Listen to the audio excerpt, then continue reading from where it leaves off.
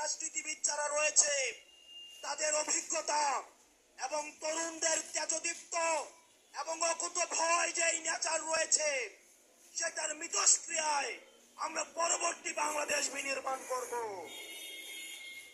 আমরা যতদিন না পর্যন্ত আমরা নিশ্চিত করতে চাই এদেশ থেকে পরিবারতন্ত্র এদেশ থেকে কবরস্থ হয়েছে। এদেশে কামারের ছেলে প্রধানমন্ত্রী হবে, কুমারের ছেলে প্রধানমন্ত্রী হবে। এদেশে যোগ্যতার ভিত্তিতে এদেশে নেতৃত্ব উঠে আসবে।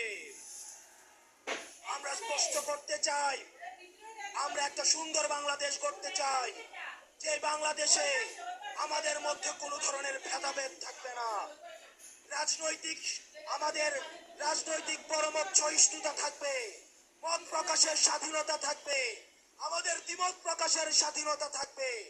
আমরা একটা সমৃদ্ধ বাংলাদেশ গঠন করার জন্য আমরা আপনাদের কাছে কমিটমেন্ট দিচ্ছি, আমরা প্রতিজ্ঞা করছি।